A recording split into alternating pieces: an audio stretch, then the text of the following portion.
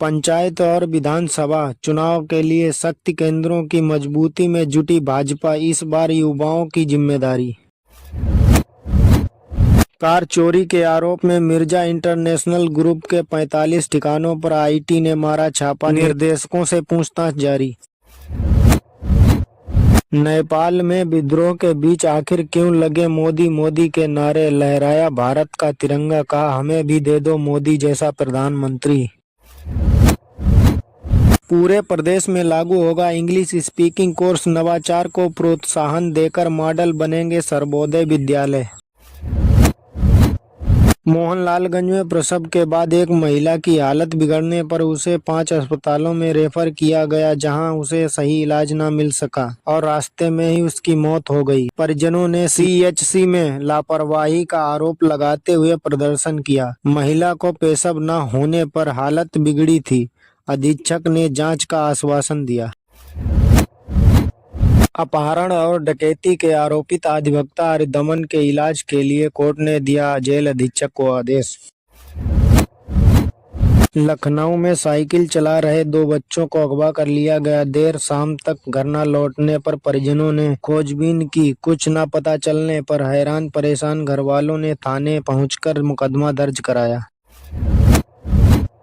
Supreme court उस याचिका पर सुनवाई कर रहा था जिसमें 3 अप्रैल 2025 के आदेश को चुनौती दी गई है। याचिका में दिल्ली एनसीआर में पटाखों की बिक्री, स्टोरेज, परिवहन और निर्माण पर प्रतिबंध लगाए। ट्रंप के टैरिफ पर हमला बोलते हुए मोहन भागवत ने कहा कि दुनिया में लोगों को डर लगता है, भारत बड़ा हो जाएगा तो मेरा क्या होगा, भारत बड़ा हुआ तो हमारा स्थान कहाँ रहेगा, इसलिए टैरिफ लागू किया। अखिलेश यादव ने शुक्रवार को भारत में नेपाल जैसी स्थिति पैदा होने की बात कही। उन्होंने सरकार और चुनाव आयोग पर वोट चोरी का आरोप लगाया। लखनऊ में सीएम आवास के पास बुलंदशहर के युवक ने जहर खा लिया। युवक को सिविल अस्पताल में भर्ती कराया गया। गंभीर हालत में उसे सिविल अस्पताल ले जाया गया, जहां इलाज के दौरान उसकी मृत्यु हो गई। सपा प्रमुख अखिलेश यादव ने कहा कि उनकी सरकार में आगरा, हाथरस एवं मथुरा के विकास के लिए शुरू की गई तमन्ना योजनाएं भाजपा सरकार में अब बर्बाद हो गई हैं। समाजवादी पार्टी का 2027 के चुनावों में इन तीनों पदों का अलग घोषणा पत्र होगा, जिसमें नई विकास योजनाओं की घोषणा होगी। अखिलेश यादव ने आगरा, मथुरा और हाथरस के कार्यकर्ताओं की बैठक में अपना चुनावी प्लान बताया। घर में पिता से झगड़ रहा था बेटा, रोकने पर आए पड़ोसी, एक थप्पड़ से लड़के की मौत। जयेश नगर निकाय सहित 30 ग्राम पंचायतों में अन्नपूर्णा भवन बनाए जाएंगे, जिससे राशन वितरण करने में सुविधा होगी।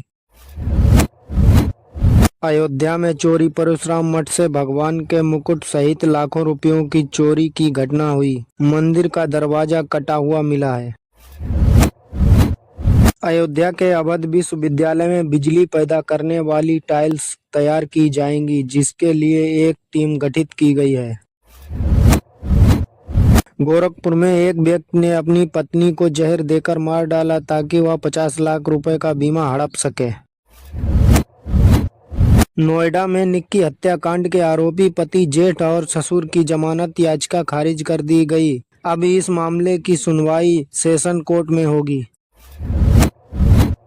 कानपुर में लुक्का छिपी खेलते समय 6 साल की बच्ची के साथ दुष्कर्म का मामला सामने आया। लखनऊ में एक रोडवेज बस पलट गई, जिसमें 5 लोगों की मौके पर ही मौत हो गई। हादसा काफी भयानक था।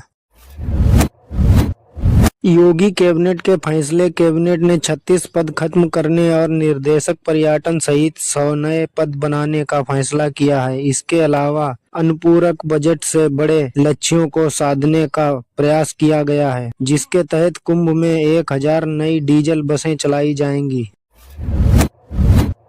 राहुल गांधी और मंत्री के बेटे की मुलाकात। रायबरेली दौरे पर जिस मंत्री ने राहुल गांधी का काफिला रोका था, उसी मंत्री के बेटे को राहुल गांधी से हाथ मिलाते हुए देखा गया।